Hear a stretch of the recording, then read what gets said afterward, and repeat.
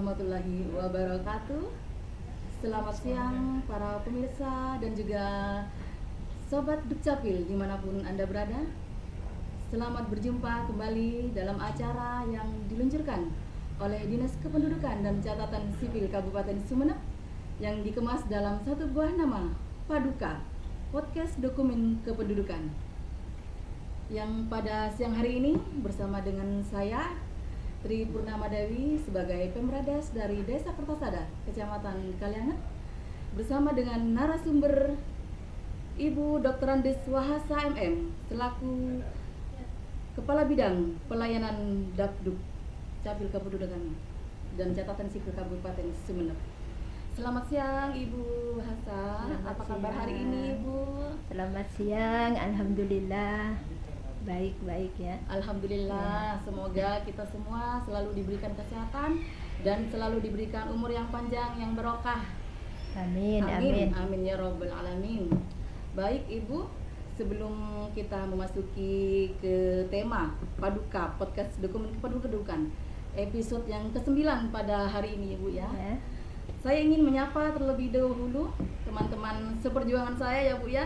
Teman-teman Pemrades yang ada di seluruh Kabupaten Sumeneb. Selamat siang teman-teman semua. Salam sehat dan salam semangat selalu. Ini teman seperjuangan dari saya bekerja Bu, dari tahun 2007 sampai 2024 kali ini. Semoga teman-teman Pemrades semua yang ada di Kabupaten Sumeneb tetap semangat, tetap selalu optimis untuk mengejar masa depan yang lebih cerah lagi. Amin amin ya Rabbal Alamin. Baik Ibu, ini semangat sekali sebagai petugas Pemrades saya Ibu. Baik Ibu, tema kita Paduka, Podcast Dokumen Kependudukan. Pada hari ini temanya yaitu pentingnya updating data pada kartu keluarga. Updating data kependudukan pada kartu keluarga atau KK merujuk pada proses memperbarui atau mengubah data yang tercatat di dalam kartu keluarga sesuai dengan kondisi terbaru. Hal ini dilakukan jika terjadi perubahan data anggota keluarga, seperti penambahan atau pengurangan anggota keluarga, perubahan status atau perubahan identitas. Proses ini bertujuan untuk menjaga agar data yang tercatat tetap akurat dan sesuai dengan keadaan yang nyata.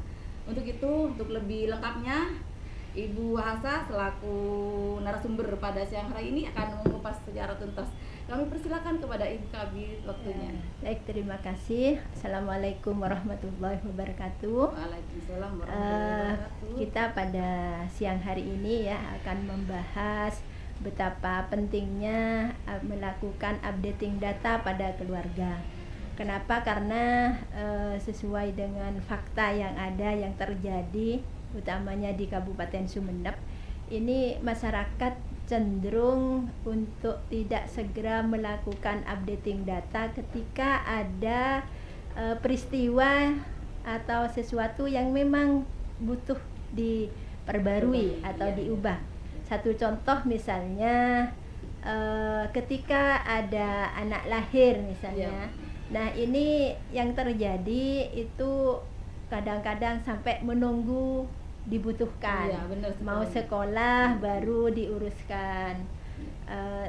Utamanya juga ketika ada yang meninggal, anggota keluarga yang meninggal, ini yang paling sedikit sekali masyarakat itu melakukan updating data untuk mematikan atau melaporkan kematian terhadap anggota keluarganya. Benar sekali. Termasuk juga ketika ada perubahan status. Ya, misalnya dari belum kawin menjadi kawin. Ini bahkan pernah terjadi ya, orang ini sudah akan melakukan perceraian, ini ternyata di kakaknya masih tetap belum kawin. Nah, ini seberapa lama orang ini tidak merubah statusnya padahal statusnya sudah menjadi kawin. Di kakaknya tetap belum kawin. Termasuk juga misalnya yang banyak sekali ini termasuk perubahan terhadap pendidikan terakhir. Sering kita jumpai di kakak itu masih pendidikannya masih belum tamat SD atau tamat SD, padahal yang kenyataannya itu sudah S1, Iya. bahkan ada yang sudah S2. Ini tetap saja pekerjaannya tetap pelajar Tetap ya. pelajar. Bahkan ada yang ya tetap belum bekerja padahal sudah bekerja. Nah, ini beberapa kasus yang terjadi sehingga mengapa hal ini perlu disampaikan kepada masyarakat bahwa ini satu hal yang penting untuk diadakan updating data karena melihat beberapa pentingnya updating data pada KK ini. Satu contoh misalnya dengan diupdate-nya data maka KK yang ada itu akan akurat, akan valid ya. Ya, satu contoh tadi itu misalnya sudah kawin tapi kalau misalnya tetap belum kawin ini kan tidak valid, tidak akurat. Statusnya sudah kawin tapi di kakaknya masih belum kawin. Termasuk misalnya suaminya sudah meninggal, tetap tidak dilaporkan, ya tetap kawin di kakaknya. Padahal seharusnya dia sudah menjadi cerai mati. Dan lain-lain ya, banyak termasuk juga kepentingannya ini dalam masalah kebijakan ya, penyusunan kebijakan.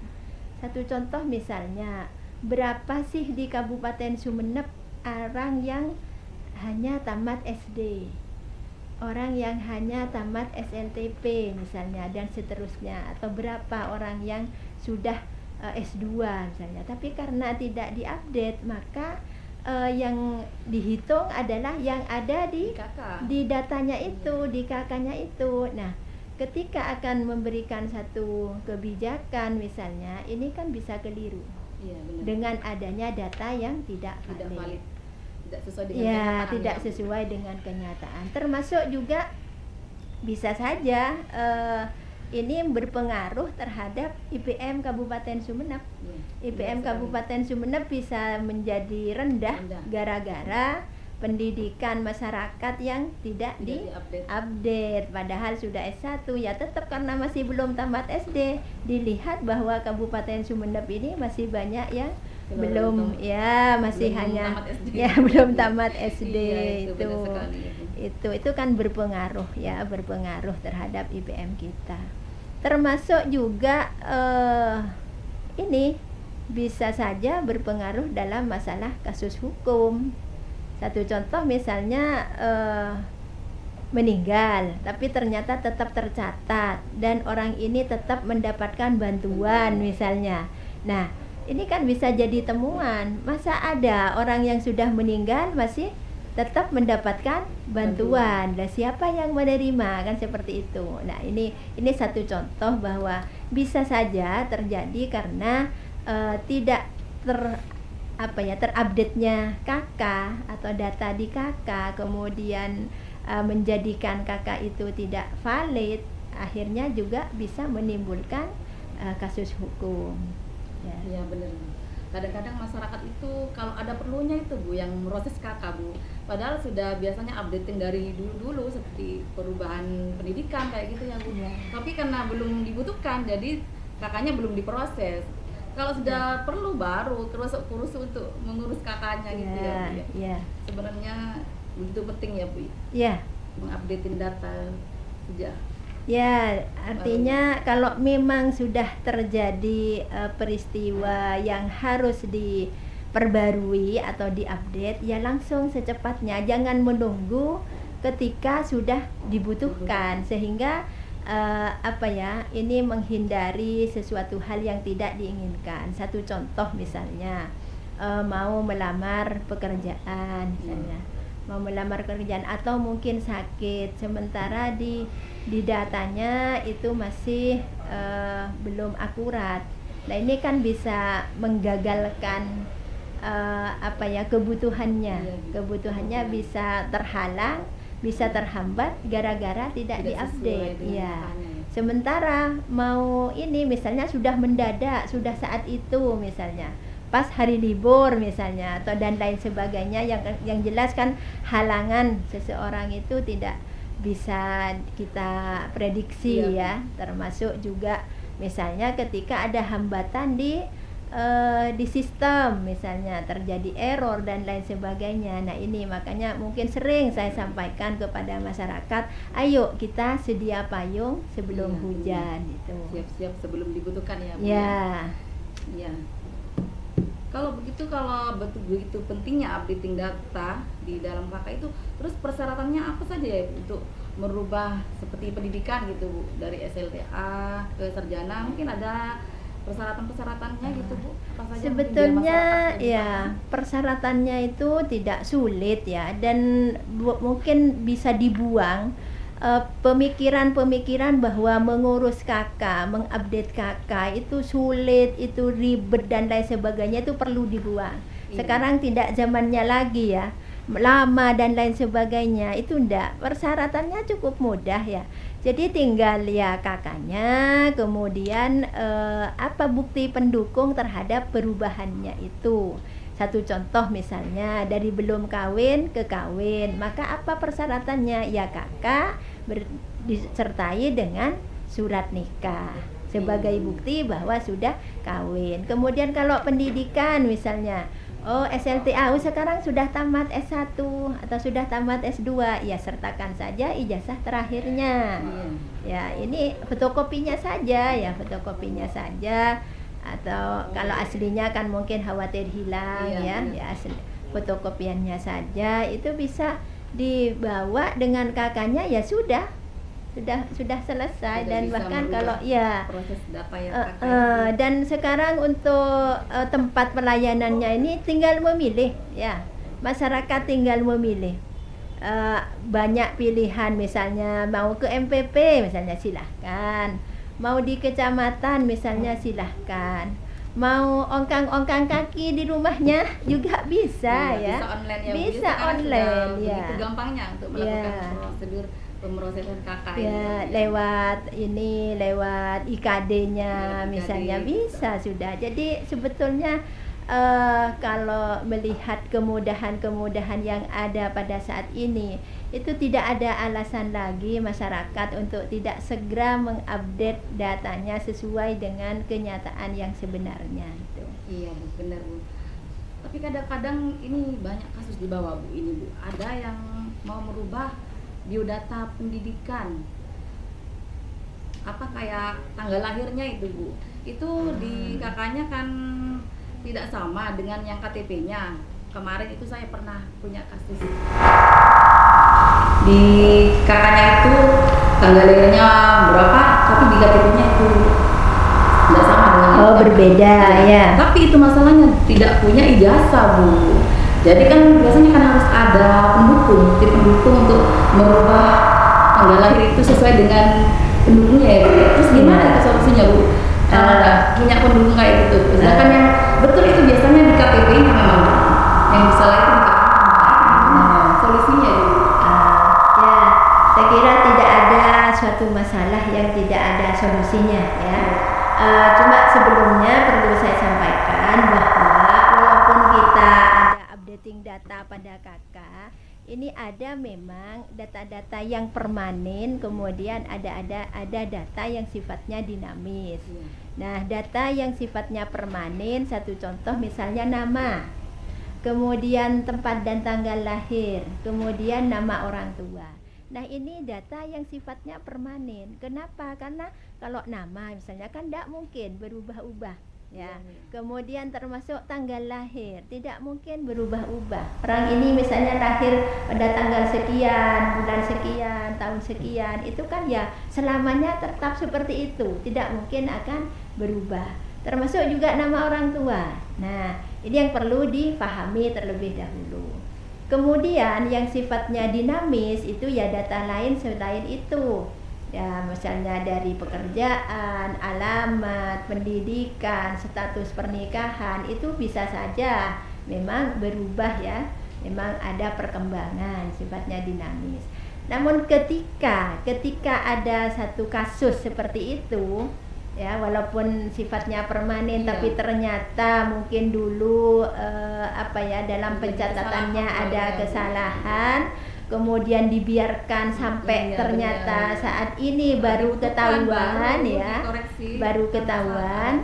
Itu bisa ndak? Ya, selama ada bukti pendukung itu masih bisa untuk dilakukan perbaikan, ya, bukan perubahan. Iya. Perbaikan, karena kalau perubahan itu memang harus penetapan pengadilan. Ya. Perbaikan itu artinya misalnya bukti pendukungnya ijazah, misalnya tanggal lahirnya atau namanya tidak sesuai dengan ijazah. Tidak sesuai dengan akta kelahiran misalnya. Nah, ini bisa dijadikan bukti pendukung untuk melakukan perbaikan. Di samping dengan syarat misalnya harus mengisi dan menandatangani formulir F106 di atas materai itu. Artinya dipastikanlah bahwa memang ada kesalahan pencatatan di KK-nya atau di KTP-nya.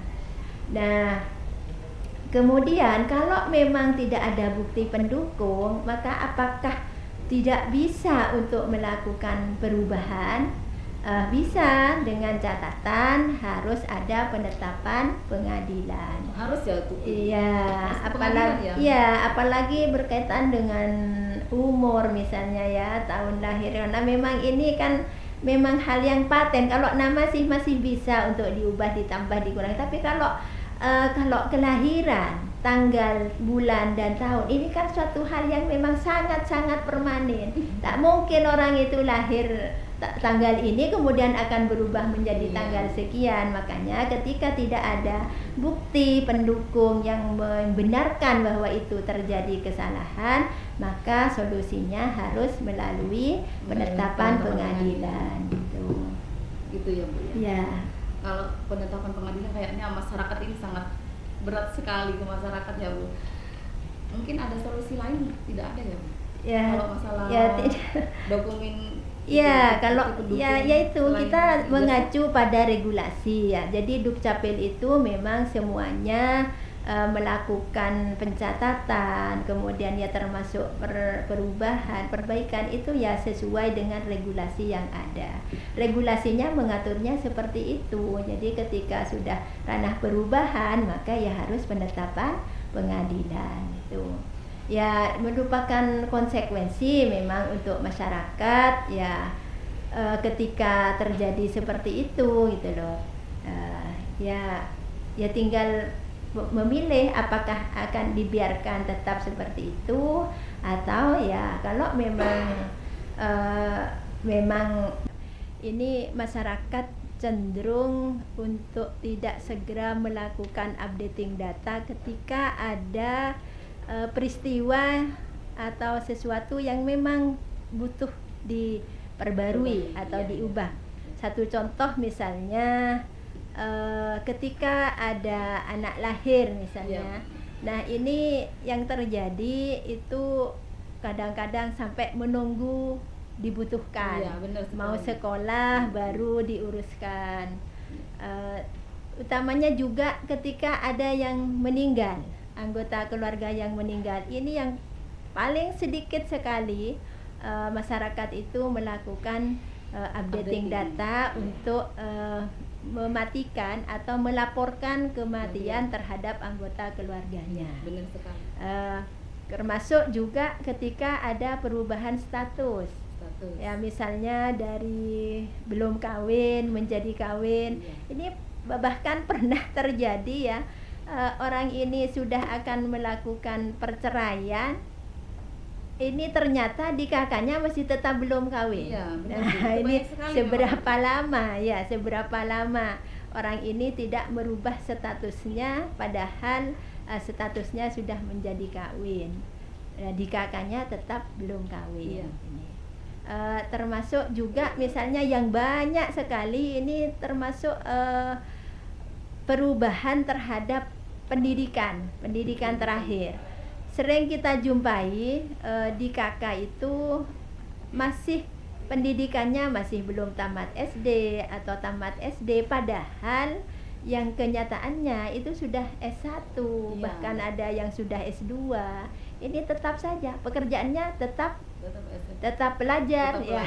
Bahkan ada yang ya tetap belum bekerja padahal sudah bekerja. Nah, ini beberapa kasus yang terjadi sehingga mengapa hal ini perlu disampaikan kepada masyarakat bahwa ini satu hal yang penting untuk diadakan updating data, karena melihat beberapa pentingnya updating data pada KK ini. Satu contoh misalnya, dengan diupdate-nya data maka KK yang ada itu akan akurat, akan valid ya. Ya, satu contoh tadi itu misalnya sudah kawin, tapi kalau misalnya tetap belum kawin, ini kan tidak valid, tidak akurat. Statusnya sudah kawin, Ya, tapi di kakaknya masih belum kawin. Termasuk misalnya suaminya sudah meninggal, tetap tidak dilaporkan, ya tetap kawin di kakaknya. Padahal seharusnya dia sudah menjadi cerai mati. Dan lain-lain ya, banyak, termasuk juga kepentingannya ini dalam masalah kebijakan ya, penyusunan kebijakan. Satu contoh misalnya, berapa sih di Kabupaten Sumeneb orang yang hanya tamat SD, orang yang hanya tamat SLTP misalnya, dan seterusnya, atau berapa orang yang sudah S2 misalnya, tapi karena tidak diupdate maka yang dihitung adalah yang ada di datanya itu, di kakaknya itu. Nah, ketika akan memberikan satu kebijakan misalnya, ini kan bisa keliru. Iya, benar. Dengan adanya data yang tidak valid. Tidak sesuai dengan kenyataan. Tidak sesuai dengan kenyataan. Termasuk juga bisa saja ini berpengaruh terhadap IPM Kabupaten Sumeneb. IPM Kabupaten Sumeneb bisa menjadi rendah gara-gara pendidikan masyarakat yang tidak diupdate. Padahal sudah S1, ya tetap karena masih belum tamat SD, dilihat bahwa Kabupaten Sumeneb ini masih banyak yang belum tamat SD. Itu kan berpengaruh ya, berpengaruh terhadap IPM kita. Termasuk juga ini bisa saja berpengaruh dalam masalah kasus hukum. Satu contoh misalnya meninggal tapi ternyata tetap tercatat dan orang ini tetap mendapatkan bantuan misalnya. Nah, ini kan bisa jadi temuan. Masa ada orang yang sudah meninggal masih tetap mendapatkan bantuan, dan siapa yang menerima, kan seperti itu. Nah, ini satu contoh bahwa bisa saja terjadi karena tidak terupdate-nya KK atau data di KK, kemudian menjadikan KK itu tidak valid, akhirnya juga bisa menimbulkan kasus hukum. Ya, benar. Kadang-kadang masyarakat itu kalau ada perlunya itu Bu yang proses KK Bu, padahal sudah biasanya updating dari dulu seperti perubahan pendidikan kayak gitu ya Bu. Tapi karena belum dibutuhkan, jadi KK-nya belum diproses. Kalau sudah perlu baru kurus untuk mengurus KK-nya gitu ya Bu. Sebenarnya begitu penting ya Bu. Mengupdating data sejak. Ya, artinya kalau memang sudah terjadi peristiwa yang harus diperbarui atau diupdate, ya langsung secepatnya, jangan menunggu ketika sudah dibutuhkan, sehingga ini menghindari sesuatu hal yang tidak diinginkan. Satu contoh misalnya, mau melamar pekerjaan misalnya. Mau melamar pekerjaan atau mungkin sakit, sementara di datanya itu masih belum akurat. Nah, ini kan bisa menggagalkan kebutuhannya bisa terhalang, bisa terhambat gara-gara tidak diupdate. Ya. Sementara mau ini misalnya sudah mendadak, sudah saat itu misalnya, pas hari libur misalnya, atau dan lain sebagainya, yang jelas kan halangan seseorang itu tidak bisa kita prediksi ya, termasuk juga misalnya ketika ada hambatan di sistem, misalnya terjadi error dan lain sebagainya. Nah, ini makanya mungkin sering saya sampaikan kepada masyarakat, ayo kita sedia payung sebelum hujan itu. Siap-siap sebelum dibutuhkan ya Bu. Ya. Kalau begitu, kalau begitu pentingnya updating data di dalam KK itu, terus persyaratannya apa saja ya untuk merubah seperti pendidikan gitu Bu, dari SLTA ke sarjana, mungkin ada persyaratan-persyaratannya gitu Bu? Apa saja Sebetulnya ya persyaratannya itu tidak sulit ya, dan mungkin bisa dibuang pemikiran-pemikiran bahwa mengurus kakak, mengupdate kakak itu sulit, itu ribet dan lain sebagainya, itu perlu dibuang. Sekarang tidak zamannya lagi ya, lama dan lain sebagainya, itu enggak, persyaratannya cukup mudah ya. Jadi tinggal ya kakaknya, kemudian apa bukti pendukung terhadap perubahannya itu. Satu contoh misalnya dari belum kawin ke kawin, maka apa persyaratannya? Ya kakak disertai dengan surat nikah sebagai bukti bahwa sudah kawin. Kemudian kalau pendidikan misalnya, oh SLTA sekarang sudah tamat S1 atau sudah tamat S2, ya sertakan saja ijazah terakhirnya. Ya ini fotokopinya saja ya, fotokopinya saja. Atau kalau aslinya kan mungkin khawatir hilang ya asli, fotokopiannya saja itu bisa dibawa dengan kakaknya, ya sudah selesai. Dan bahkan kalau ya proses data yang dan sekarang untuk tempat pelayanannya ini tinggal memilih ya, masyarakat tinggal memilih. Banyak pilihan, misalnya mau ke MPP misalnya silahkan, mau di kecamatan misalnya silahkan, mau ongkang-ongkang kaki di rumahnya juga bisa ya, bisa online ya, bisa online ya, begitu gampangnya untuk melakukan prosedur pemrosesan kakak ya, lewat IKD-nya misalnya bisa sudah. Jadi sebetulnya kalau melihat kemudahan-kemudahan yang ada pada saat ini, itu tidak ada alasan lagi masyarakat untuk tidak segera mengupdate datanya sesuai dengan kenyataan yang sebenarnya itu. Iya Bu, benar Bu.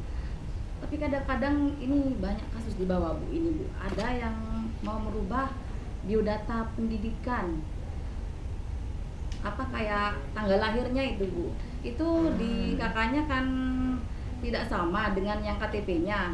Kemarin itu saya pernah punya kasus di kakaknya itu tanggal lahirnya berapa, tapi di KTP-nya itu tidak sama dengan berbeda ya. Tapi itu masalahnya tidak punya ijazah Bu. Jadi kan biasanya kan harus ada pendukung, tim pendukung untuk merubah tanggal lahir itu sesuai dengan pendukungnya ya Bu. Terus gimana itu solusinya Bu? Punya pendukung kayak gitu. Sedangkan yang betul itu biasanya di KTP-nya memang yang salah itu di KTP. Solusinya Bu. Ya, saya kira tidak ada suatu masalah yang tidak ada solusinya ya. Cuma sebelumnya perlu saya sampaikan bahwa walaupun kita ada updating data pada kakak, ini ada memang data-data yang permanen, kemudian ada data yang sifatnya dinamis. Nah, data yang sifatnya permanen, satu contoh misalnya nama, kemudian tempat dan tanggal lahir, kemudian nama orang tua. Nah, ini data yang sifatnya permanen. Kenapa? Karena kalau nama misalnya kan tidak mungkin berubah-ubah ya. Kemudian termasuk tanggal lahir tidak mungkin berubah-ubah. Orang ini misalnya lahir pada tanggal sekian, bulan sekian, tahun sekian, itu kan ya selamanya tetap seperti itu, tidak mungkin akan berubah. Termasuk juga nama orang tua. Nah, ini yang perlu dipahami terlebih dahulu. Kemudian yang sifatnya dinamis itu ya data lain selain itu. Ya, misalnya dari pekerjaan, alamat, pendidikan, status pernikahan, itu bisa saja memang berubah ya. Memang ada perkembangan, sifatnya dinamis. Namun ketika ada satu kasus seperti itu, ya walaupun sifatnya permanen tapi ternyata mungkin dulu dalam pencatatannya ada kesalahan, kemudian dibiarkan sampai ternyata saat ini baru ketahuan ya, baru ketahuan, itu bisa ndak ya, selama ada bukti pendukung itu masih bisa untuk dilakukan perbaikan ya, bukan perubahan. Perbaikan, karena kalau perubahan itu memang harus penetapan pengadilan ya. perbaikan itu artinya misalnya bukti pendukungnya ijazah, misalnya tanggal lahirnya atau namanya tidak sesuai dengan ijazah, tidak sesuai dengan akta kelahiran misalnya. Nah, ini bisa dijadikan bukti pendukung untuk melakukan perbaikan. Di samping dengan syarat misalnya harus mengisi dan menandatangani formulir F106 di atas materai itu. Artinya dipastikanlah bahwa memang ada kesalahan pencatatan di KK-nya atau di KTP-nya. Nah, kemudian kalau memang tidak ada bukti pendukung, maka apakah tidak bisa untuk melakukan perubahan?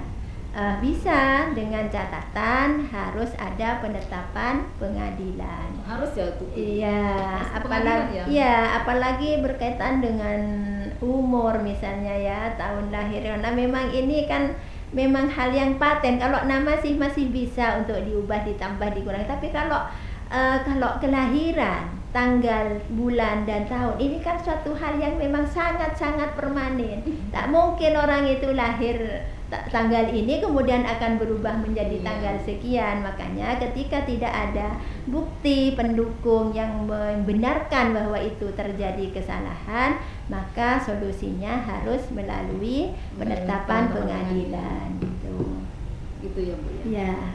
Kalau penetapan pengadilan kayaknya masyarakat ini sangat berat sekali ke masyarakat ya Bu. Mungkin ada solusi lain, tidak ada ya Bu? Ya. Kalau masalah dokumen kalau yaitu kita mengacu pada regulasi ya. Jadi Dukcapil itu memang semuanya melakukan pencatatan, kemudian ya termasuk perbaikan itu ya sesuai dengan regulasi yang ada. Regulasinya mengaturnya seperti itu. Jadi ketika sudah ranah perubahan, maka ya harus penetapan pengadilan itu. Ya merupakan konsekuensi memang untuk masyarakat ya ketika terjadi seperti itu gitu loh. Ya tinggal memilih apakah akan dibiarkan tetap seperti itu atau ya kalau memang merasa bahwa itu harus diubah, ya itu tadi solusinya ya penetapan pengadilan. Ya, ini lagi Bu, banyak kasus yang masalah pengurangan kepala keluarga kalau sudah meninggal. Kalau sudah kepala keluarganya meninggal kan otomatis nomor KK berubah. Iya, betul. Itu masalahnya kepada masyarakat yang mendapatkan bantuan itu Bu. Gimana itu Bu? Kan kadang-kadang tidak sama itu Bu. Nanti nomor KK sama yang sudah tercantum di Dinsos misalnya yang dapat bantuan itu kan tidak sama nanti itu. Solusinya gimana itu? Ya, baik. Ini mungkin juga ya yang menjadi penyebab kenapa masyarakat itu cenderung untuk tidak melaporkan kematian, terutama ketika kepala keluarganya yang meninggal ya, karena memang mendapatkan bantuan. Karena memang ketika kepala keluarga yang meninggal, maka otomatis nomor KK-nya itu akan berubah. Karena yang menjadi kepala keluarga berubah. Kenapa? Karena memang kepala keluarga itu melekat nomor KK itu melekat pada kepala keluarga. Nah, untuk kasus seperti ini bukan berarti jalan pintas yang dilakukan. Artinya bukan berarti harus membenarkan dengan cara seperti itu. Tetap harus dilakukan perubahan data, artinya melaporkan kematiannya.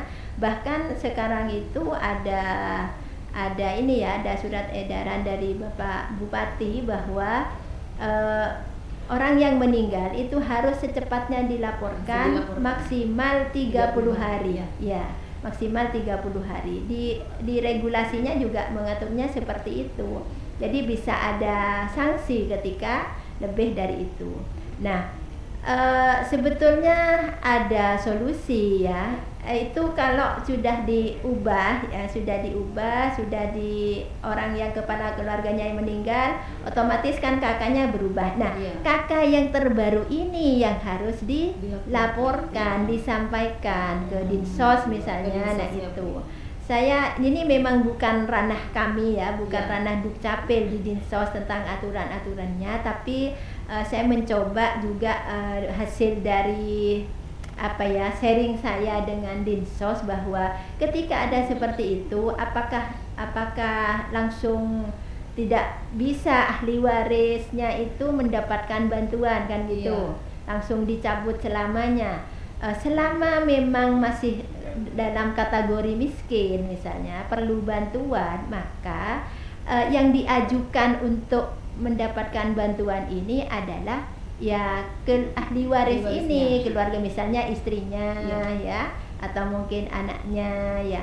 Ini yang diajukan dengan nomor KK yang sudah berubah, yang baru itu ya. Bukan langsung kan, sementara pemikiran masyarakat itu kalau misalnya dilaporkan meninggal ya sudah, ini akan dicabut bantuannya. Memang bantuan untuk yang meninggal iya, tapi ini bisa digantikan oleh bisa digantikan oleh keluarganya. Ya dengan apa? Dengan cara melaporkan ke dinas sosial dengan kakak yang sudah baru itu. Iya, kemarin masyarakat memang enggan untuk melaporkan kematian salah satu anggotanya karena itu bukan mendapatkan bantuan. Mungkin karena padahal itu ini loh, ini mungkin yang juga perlu difahami ya oleh masyarakat bahwa ketika itu menjadi temuan, itu kan orang yang sudah meninggal kan tidak bisa mendapatkan bantuan kan ya. Terus siapa kan itu? Nah, ketika ini menjadi temuan, ini paling tidak itu akan mengembalikan atau bahkan kalau memang disengaja pemalsuan data seperti itu, ini bisa masuk ke ranah hukum pidana. Nah, ini yang mungkin juga perlu resikonya itu dipikirkan oleh masyarakat, sehingga bukan hanya memikirkan bantuannya itu, padahal masih ada solusi untuk bisa menggantikan orang yang sudah meninggal ini ya. Ya, mungkin karena sudah ada masukan dari Ibu Asa, mungkin semua masyarakat yang mendengarkan acara Paduka pada siang hari ini mungkin akan segera memproses KK bagi yang sudah meninggal salah satu keluarganya, karena itu tidak mempengaruhi kepada yang mendapatkan bantuan tadi ya Ibu ya. Ya, selama ya ada satu laporan ya. Benar sekali. Terus masalah pentingnya updating data untuk keperluan hukum dan administrasi ini gimana? Nah, pentingnya dalam keperluan hukum dan administrasi. Ya, saya tadi sempat sempat sedikit ya menguraikan tentang masalah keperluan hukum dan administrasi, bahwa ya suatu contoh misalnya tadi saya katakan bahwa termasuk ketika seseorang itu tidak melakukan updating data, padahal memang seharusnya, misalnya seperti tadi yang meninggal, kemudian tetap tidak dilaporkan meninggal sampai mendapatkan bantuan, tetap bantuannya tetap diterima. Nah, ini kan bisa ke ranah hukum ya, bisa ke ranah hukum. Nah, disitulah bahwa kita itu termasuk juga pentingnya itu dalam masalah keperluan hukum. Termasuk misalnya juga ketika terjadi suatu perkawinan ya, kemudian memang betul-betul dilakukan updating data karena sudah ada surat nikah. Nah, ini hukum terhadap misalnya warisan, terhadap anaknya, termasuk terhadap istrinya, ini kan berpengaruh juga. Tapi ketika masih tetap belum kawin, berarti tidak ada ikatan, ya, tidak ada ikatan suami istri. Nah, ini kan berpengaruh juga terhadap ya hukum itu. Termasuk juga ya dalam hal administrasinya lah, biasanya kawin tidak kawin bisa jadi juga nanti akan mengalami kesulitan, misalnya ke hotel ya. Suami istri ke hotel, KTP-nya masih belum kawin, sama-sama belum kawin. Nah, bisa jadi nanti dikira dikira bukan suami bukan istri, suami ya. istri, Iya, kebetulan surat nikahnya tidak dibawa misalnya. Begitu pentingnya berarti Ya. dokumen kependudukan. Ini hanya Kita satu yang contoh jauh. saja Iya, ya. benar-benar. Selain itu ada lagi Bu, saya pernah mengalami kasus itu Bu yang kepala keluarganya itu sama istrinya itu mau pecah kakak tapi belum ada surat cerainya itu Bu, gimana? Oh, Itu masih proses masih ini ya, masih Iya. anggap pisah ranjang pisah ranjang, tapi istilahnya sudah mau ya. pecah kakak itu. Pisah Iya, ranjang apa bisa sementara itu, salah satu pasangannya ya mungkin atau suami atau istrinya sudah mau pisah Bu? Iya, karena kakak. sudah ada di alamat yang berbeda. Apakah boleh kan Iya. gitu. Nah, kalau pertanyaannya boleh atau tidak, secara regulasi boleh. Kenapa? Karena menempati di alamat ya, alamat dimanapun dia itu merupakan hak asasi manusia. Iya. Ya, termasuk ya, jangankan yang memang sudah pisah ranjang ya, pisah ranjang, masih tetap utuh ya, masih jadi suami istri. Kemudian suaminya mau pindah misalnya karena satu pekerjaan dan lain sebagainya, pindah ke Surabaya misalnya, boleh, tidak harus Bisa ya Bu, ya? ya, tidak harus satu keluarga ini berkumpul Meskipun gitu loh. belum keluar surat cerainya. Bisa, ya bisa. Kalau hanya Statusnya ya. tapi tetap kawin berarti Nah, jadi kakaknya itu ya, Bu, ya? yang kita itu ya statusnya karena masih belum ada surat cerai ya tetap kawin. Tetap kawin. Tapi boleh tidak pisah kakak, boleh. Jadi tidak ada yang bisa menghalangi karena ini memang merupakan hak asasi manusia. Entah itu suaminya yang mau pisah kakak ataupun istrinya, boleh silahkan ya. Tapi untuk anaknya, misalnya anaknya yang di bawah umur, ini menjadi hak dari kepala keluarga untuk ya misalnya memindahkan atau tetap di situ, itu adalah kepala keluarga, sehingga nanti mungkin bisa dirembuk kalau memang terjadi seperti itu secara Kalau belum cukup umur itu kekeluargaan. biasanya ikut ibunya ya. Secara hukum agama mungkin ya di pengadilan agama itu mungkin ke ibu ya, tapi ya tergantung juga nanti penetapan dari pengadilan terhadap hak asuh anak ini ada pada siapa, ada pada ayah atau ada pada ibu. Kemudian di regulasi kita itu yang berhak mengajukan pindah itu ya, itu adalah warga yang memang sudah berusia 17 tahun ke atas atau sudah kawin. Kemudian kalau di bawah umur, siapa yang berhak untuk mengajukan pindahnya? Itu adalah kepala keluarga. Nah, bagaimana ketika terjadi kasus perceraian, anaknya masih di bawah umur, sementara ini sudah mau dipisah kakaknya, anaknya ini mau ikut siapa? Nah, kalau di penetapan pengadilan agama ini tidak ada ya, tidak ada, karena tidak semua perceraian itu ada penetapan hak asuh anak. Ini ya dikembalikan kepada keluarga ini. Nanti misalnya kalau masih anak kecil biasanya kan lebih dekat dengan ibunya ya, lebih dekat dengan ibunya ya, barangkali ya pihak suaminya ini merelakan untuk anaknya itu tinggal bersama ibunya, bisa seperti itu. Tapi kalau nanti sama-sama ini ya, sama-sama bersikukuh untuk yang katanya istrinya ini anaknya harus bersama saya misalnya, yang suaminya juga bersikukuh ya ini harus ikut saya misalnya. Kalau sudah terjadi sengketa seperti itu, maka dikembalikan kepada pengadilan. Biar pengadilan yang memutuskan, karena pengadilan lebih tahu ini lebih pasnya anak ini di mana gitu.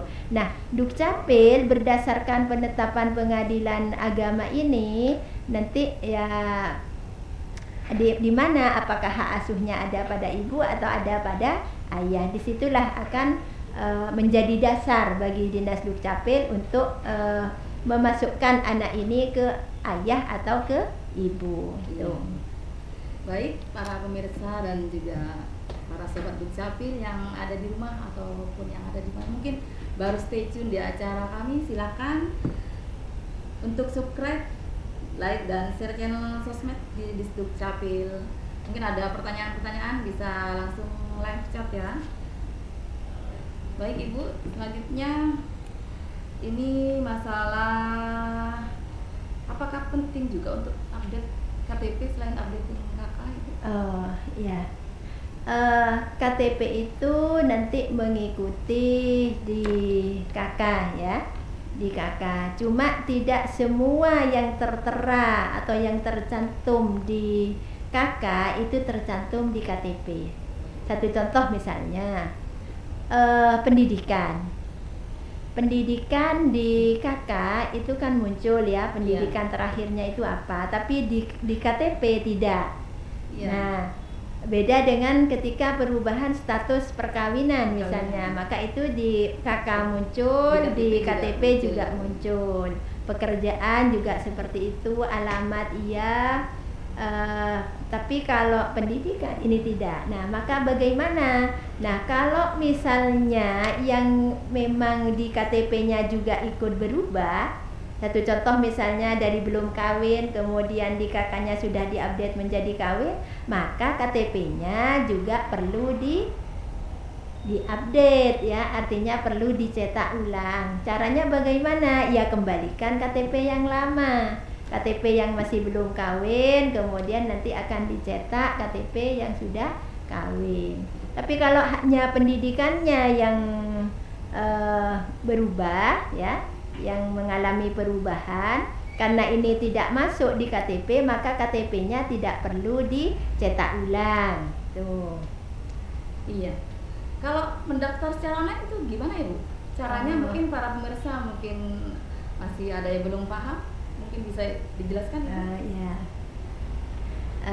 Mendaftar secara online ini mungkin bagi mereka-mereka yang memang apa ya, tidak punya waktu untuk ke tempat pelayanan, atau mungkin memang ingin santai saja di rumah ya, bisa saja melalui identitas kependudukan digital. Sebetulnya selama ini kita ada aplikasi yang namanya Simponi ya, Simponi. Ya. Cuma di akhir-akhir ini Simponi ini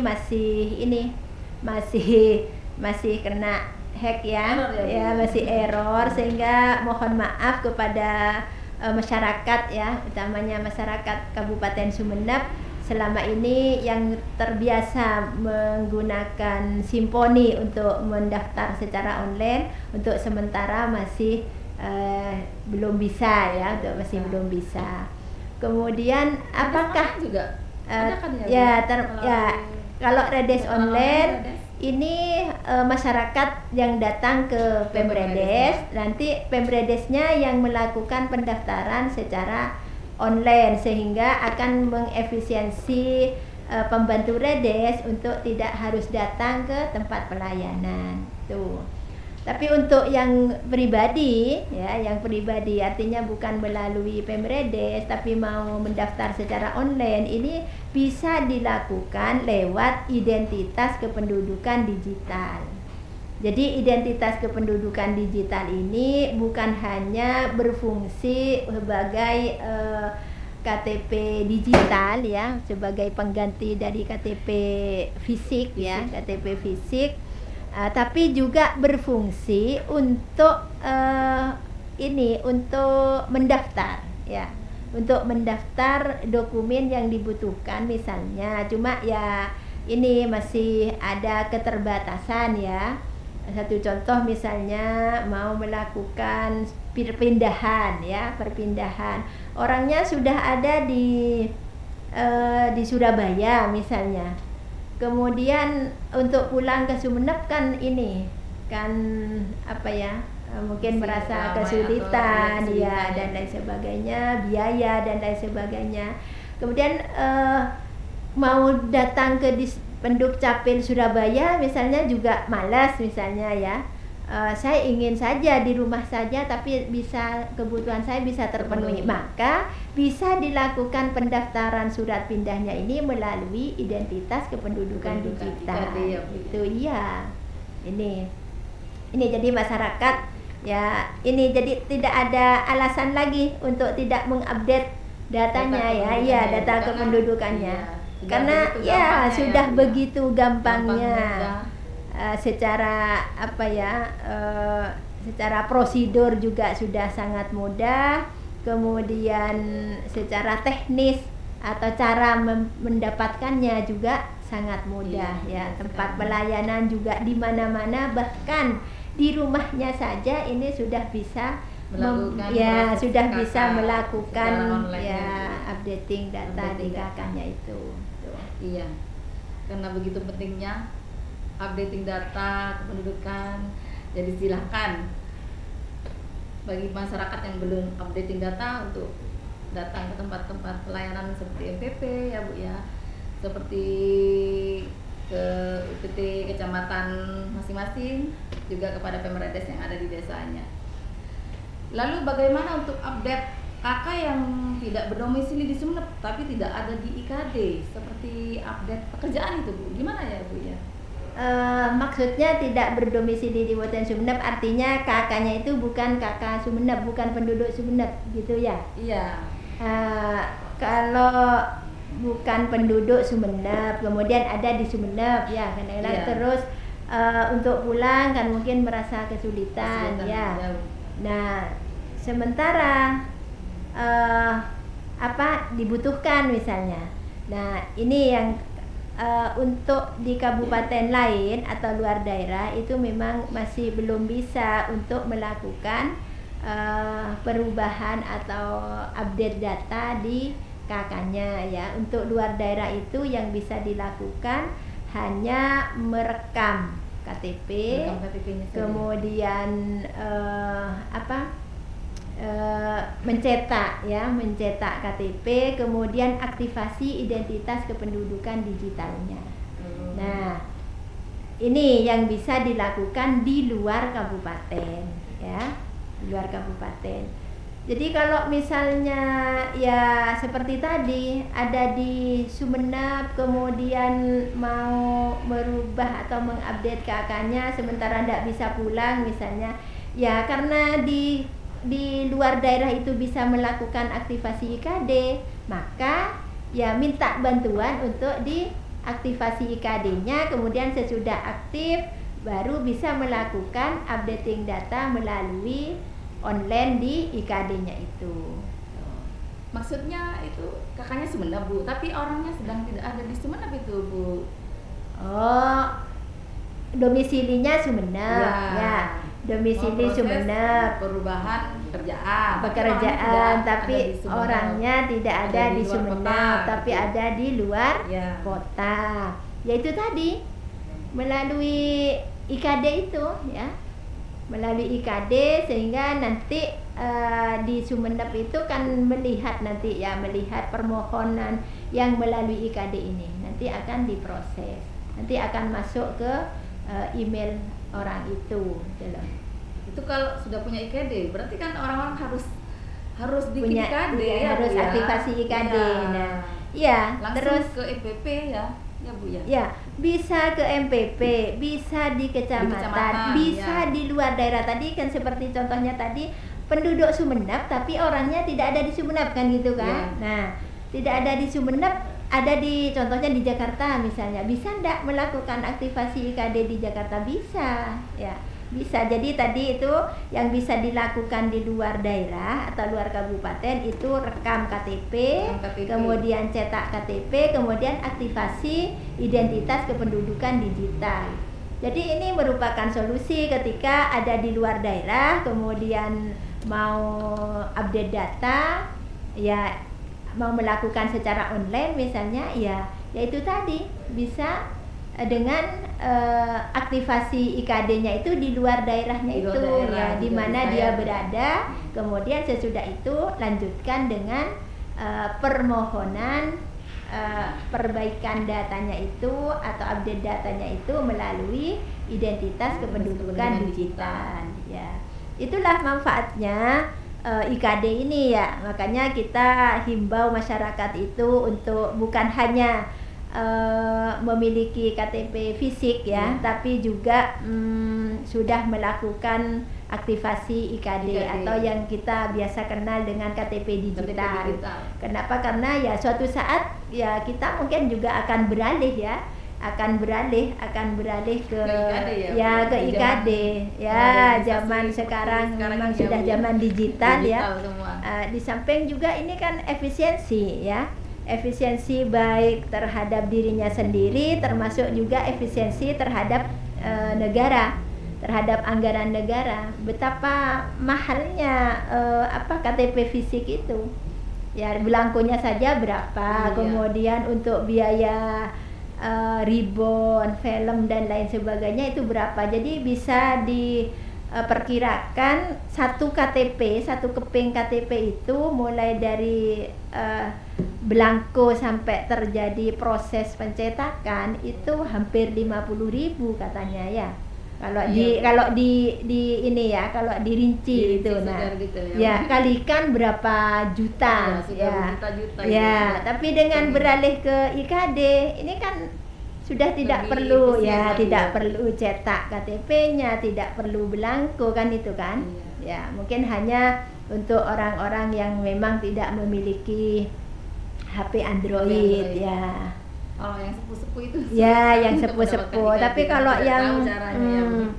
yang sekarang yang muda-muda itu hampir bisa dipastikan semuanya memiliki HP Android ya. Lebih efisien lagi kalau IKD itu ya Bu ya. Kalau tidak membawa dokumen apapun langsung ditunjukkan di HP-nya. Dan sulit masyarakat itu untuk tidak membawa HP-nya, itu sulit. Beda dengan tidak membawa KTP, itu sering ya, lupa untuk bawa KTP sering. Tapi kalau lupa bawa HP itu jarang. Bahkan bisa dikatakan HP-nya itu merupakan istri kedua ya. Iya. Kalau misalnya tidak bisa aktivasi IKD karena HP-nya HP baru, iPhone sudah bisa ya Bu? Bisa, sudah ya, iPhone sudah bisa.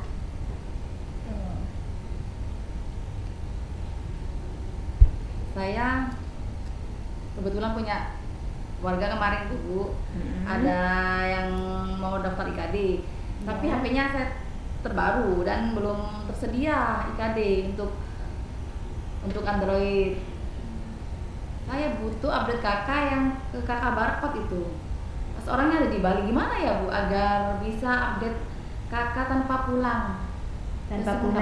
Maunya melalui IKD gitu. Iya, tapi HP-nya kan masih baru, belum ada IKD, belum proses untuk Android versi yang sekarang itu. Kan belum bisa update lewat IKD. Sedangkan orangnya ada di Bali, itu gimana?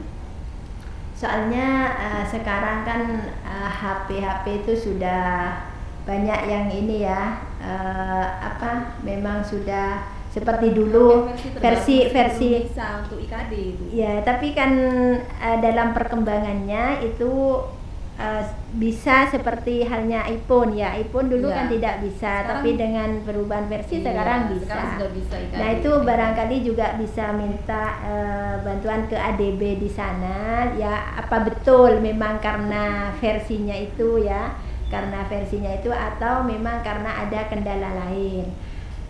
Kalau memang karena versinya HP-nya yang tidak bisa ya, barangkali nanti untuk updatingnya itu bisa dengan cara lain. Misalnya kita kan punya pengaduan ya, kita punya ya nomor pengaduan itu bisa kita manfaatkan untuk konsultasi di sana itu ya.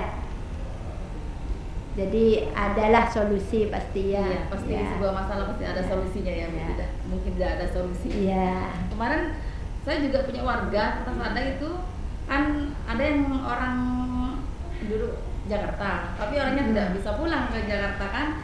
Ya. Bisa proses pindah dari Sumeneb kan ya Bu, asalkan orangnya sendiri yang datang ke dinas kan ya Bu. Ya, mau pindah ya. Jadi orangnya sudah lama ada di Sumeneb ya. Tapi di kakaknya Sumeneb, masih tapi di daerah Jakarta gitu. Jadi secara de facto-nya orangnya sudah ada di sini, tapi secara de jure-nya tetap di Jakarta.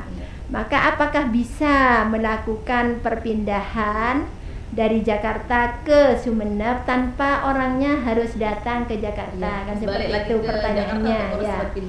Nah, itulah sekarang memang Dukcapil itu selalu berinovasi ya untuk bisa memberikan kemudahan dan percepatan pelayanan kepada masyarakat, termasuk dalam urusan pindah. Ketika seseorang sudah ada di tempat tujuan, misalnya sudah ada di Sumeneb, kemudian kakaknya masih di Jakarta, tidak ingin lagi pulang ke Jakarta, bisa kita bantu ya, bisa kita bantu. Caranya dengan apa? Ya, orangnya datanglah ke sini ya, ke Dinas Dukcapil, kemudian nanti ada isian formulir yang harus diisi dan ditandatangani, yaitu formulir F103 ya, atau formulir permohonan pindah. Ini harus ditandatangani sendiri oleh yang bersangkutan, bukti bahwa memang orang ini benar-benar mau pindah tuh. Kalau misalnya bersama istrinya, maka istrinya juga ikut tanda tangan, ikut tanda tangan bahwa dirinya juga setuju ikut pindah. Nah, ya ada bukti lah bahwa memang betul-betul ingin pindah, bukan dipindahkan. Ya. Nah, ya atas kemauan dirinya sendiri.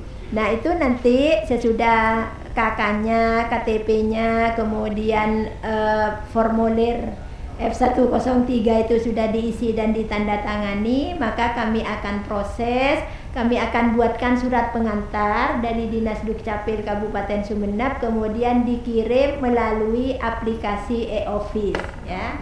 Melalui aplikasi e-office ini se-Indonesia, bukan hanya di Kabupaten Sumeneb. Se-Indonesia. Ya, se-Indonesia aplikasi e-office ini. Nah, ini nanti yang akan terbaca oleh kabupaten misalnya di Jakarta ya, maka di situ nanti akan memproses kepindahannya, kemudian akan masuk surat pindahnya itu melalui aplikasi itu tadi, melalui aplikasi e-office, kemudian di sini didatangkan, ya sudah nanti terima KK dan KTP-nya itu secara langsung sudah menjadi penduduk Kabupaten Sumeneb.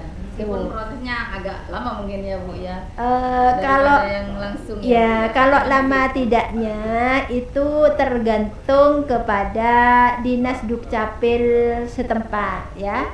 Kenapa? Karena kita hanya membantu memfasilitasi, sedangkan kebijakan kemudian cepat tidaknya, bisa tidaknya itu tergantung kepada kabupaten yang akan memindahkan itu. Misalnya dirasa masih persyaratannya kurang lengkap, misalnya mungkin akan di pending, kemudian mungkin karena masih antri banyak, barangkali tidak langsung dikerjakan hari itu tapi bergilir, bisa seperti itu.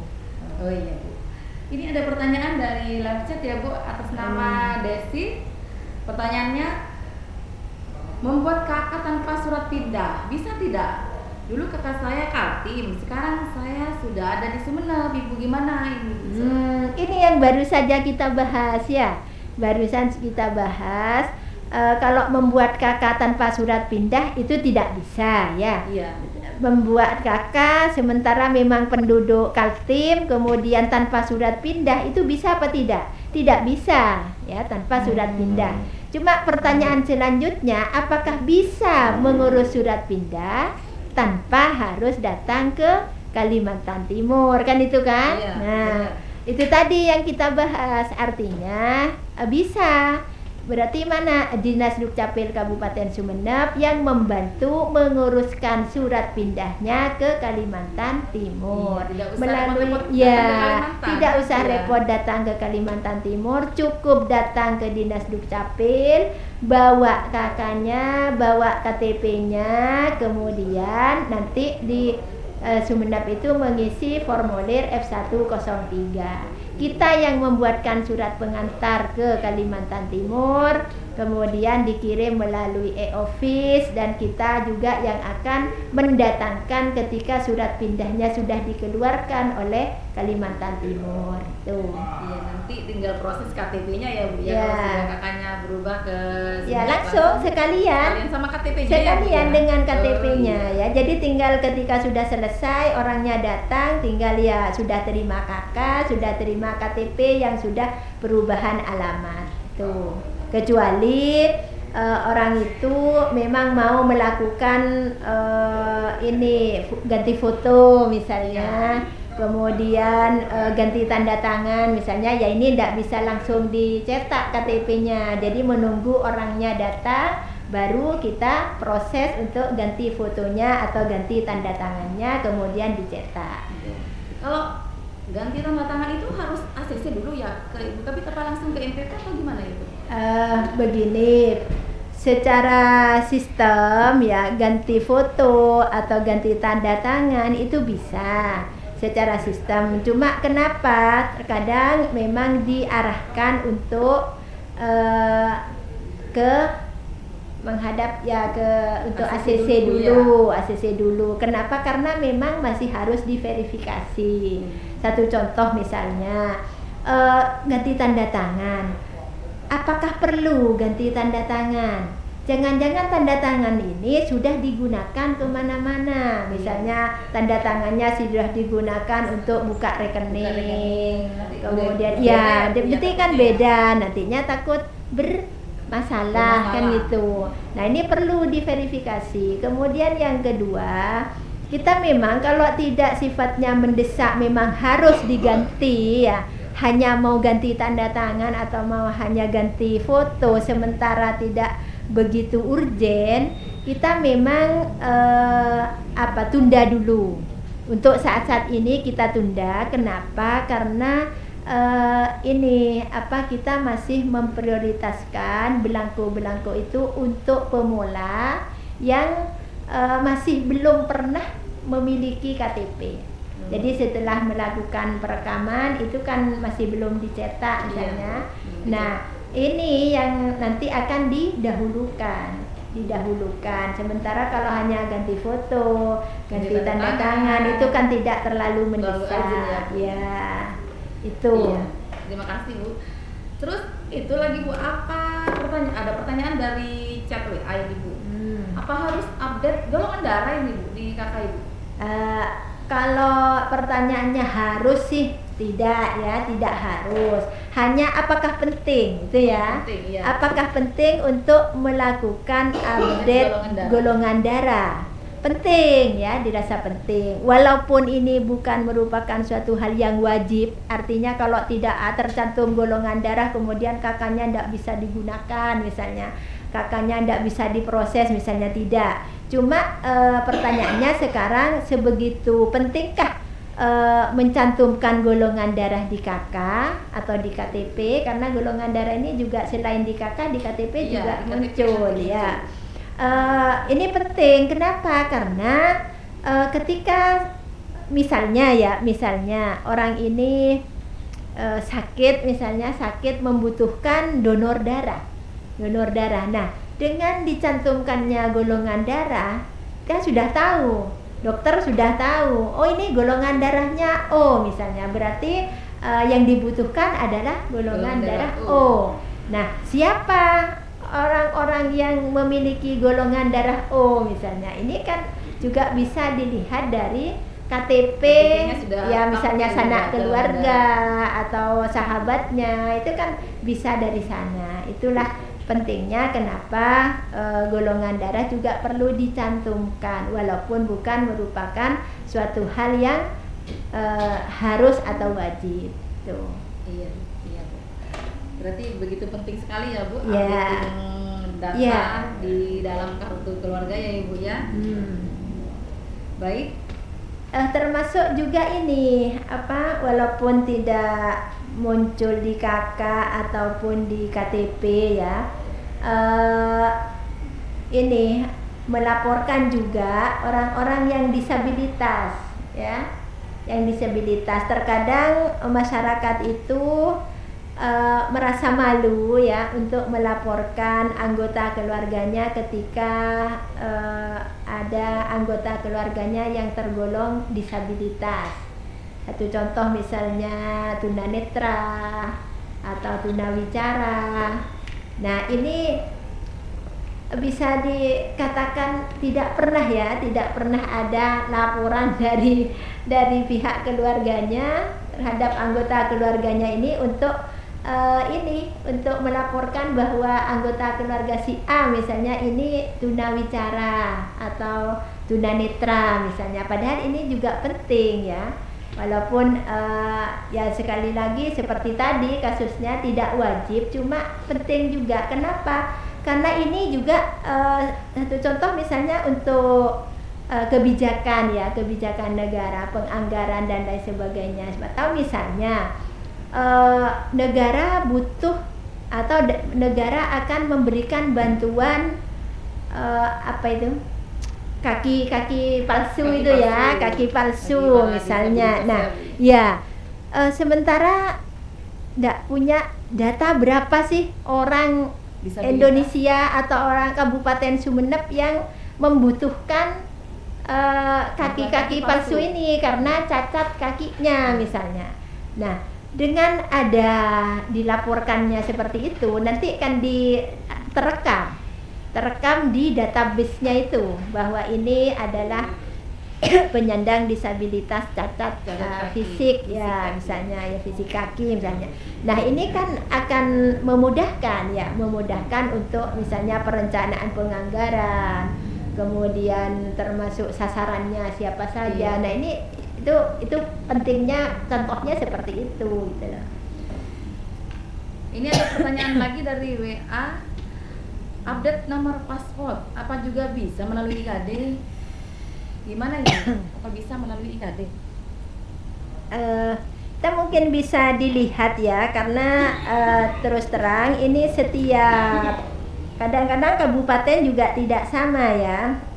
Ini aksesnya itu di IKD-nya itu ada beberapa item yang bisa dilayani. Pendaftarannya itu melalui IKD. Ada kalau seperti di Kabupaten Sumeneb itu kalau tidak salah ada 7 apa 6 ya, 6 macam yang bisa dilayani lewat IKD. Seperti surat pindah itu bisa, golongan darah bisa ya. Nah, ini bisa dilihat di IKD-nya.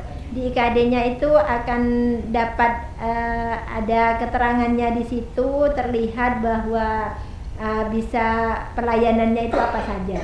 Tuh. Nah, jadi nanti bisa dilihat akan muncul di IKD-nya itu. Karena memang di masing-masing kabupaten itu juga tidak sama untuk jenis pelayanannya itu ya, jenis pelayanannya yang ada di IKD itu.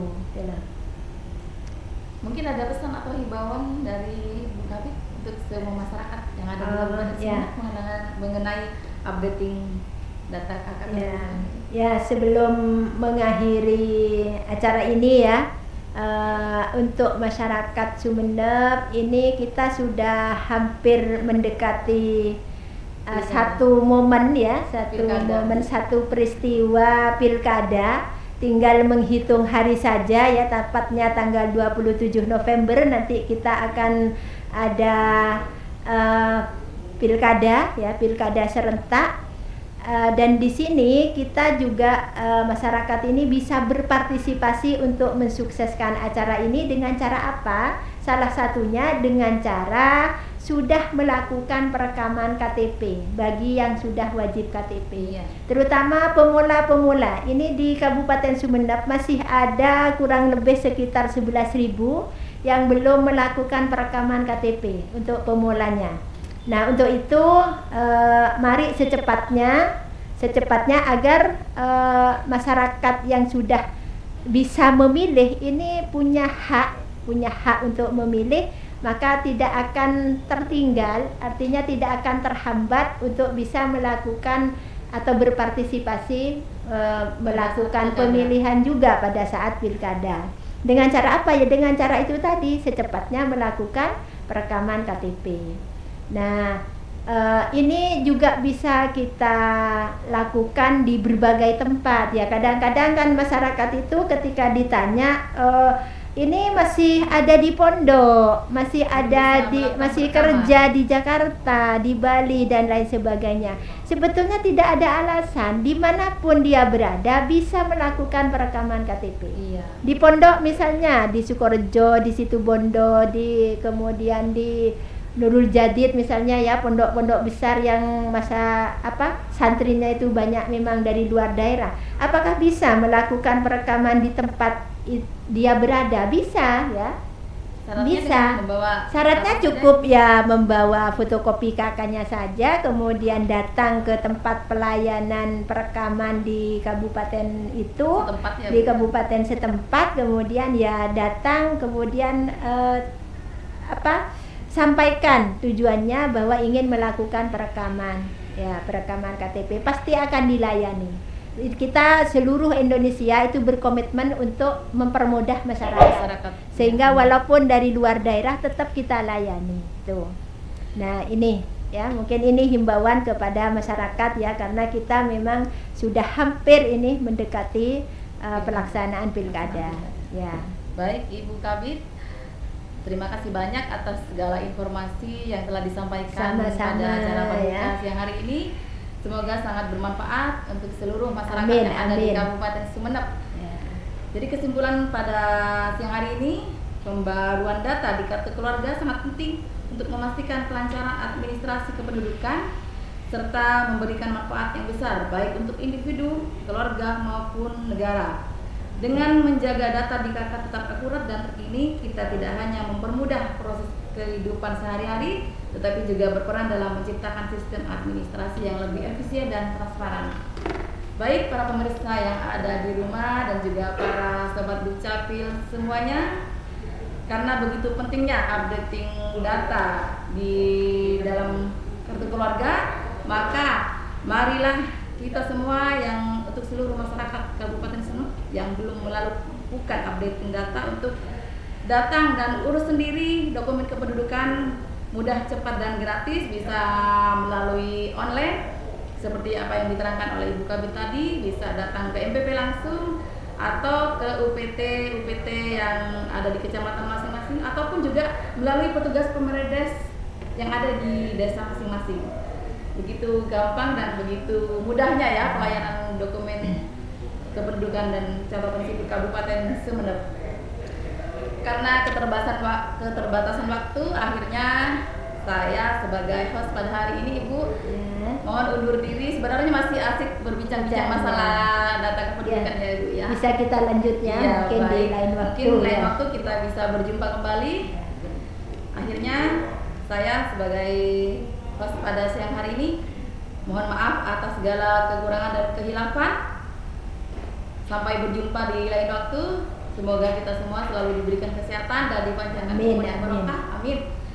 Akhirul kalam, wabillahi taufiq wal hidayah. Assalamualaikum warahmatullahi wabarakatuh. Dukcapil bisa. Dukcapil prima. Indonesia maju.